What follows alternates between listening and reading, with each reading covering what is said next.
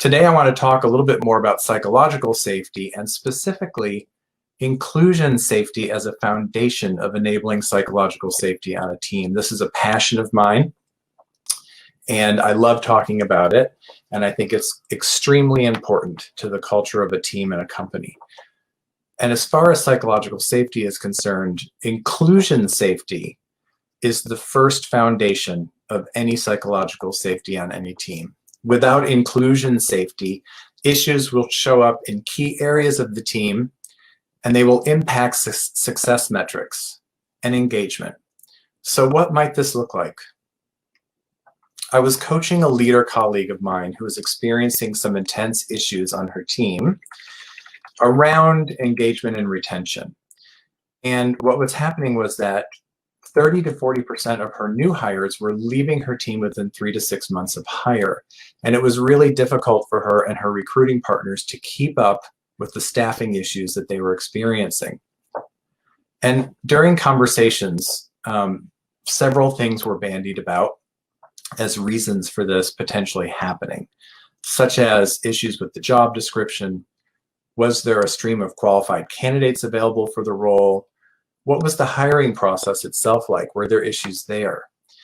But these folks joining the team were highly qualified licensed professionals who had to meet several barriers to entry before even being considered for the role. So what was happening? Rather than an issue with mishiring, it turned out to be something much more deep in disguise, something happening in the onboarding process.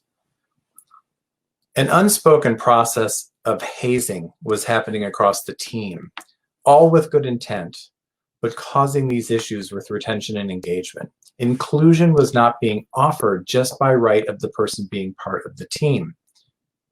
You see, the team wanted to ensure that their new colleague was a cultural fit before fully welcoming them into the fold.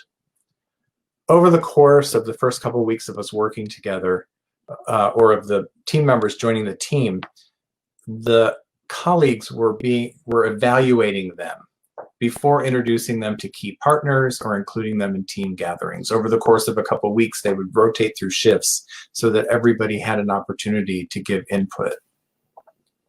So let's step back a little bit. What is psychological safety? Turns out that there are 4 stages of psychological safety which ensure that employees are able to bring their whole selves to work and contribute to the team. And those 4 stages are inclusion safety, just being included by right of being there, being allowed to learn and make mistakes. The 3rd level is them being able to contribute and make a difference to the team and the organization. And level 4 is that they are encouraged to challenge the status quo and make things better. And when those 4 stages are present, there's no limit to team innovation or success. Thanks to Dr. Timothy Clark and his team at Leader Factor, we now have a clear and structured way to understand how psychological safety is enabled. But we'll talk more about that in just a second. So what was happening with my colleague? What were the issues? As we were working together in a coaching relationship, we started to dig into them more fully. So I probed a little bit about the hiring process, and I asked, what was the hiring process like for these people to join the team? Turns out that they went through several interviews, including individual interviews, interviews with the hiring manager, my colleague, and a panel interview with direct colleagues. So I said, so all of the colleagues that they'd be working with are helping to make a recommendation that they join the team. Is that right? And she said, yes. And I asked, who makes the final hiring decision? And she said, well, as the manager, I do. So we looked at that a little bit more. And then a couple of weeks later, I asked her if she had ever felt in her long career in the institution unwelcomed, or that her contributions were not welcomed into the conversation. And she had assured me that as a female leader in a typically male institution, that she had had many cases of not being included or feeling unwelcomed. And I asked her, how did that make you feel when it happened? And she stopped for a moment, and she thought about that question, which caused her to realize what was happening on her team and enabled her to make changes to ensure that new team members were included into the team right away.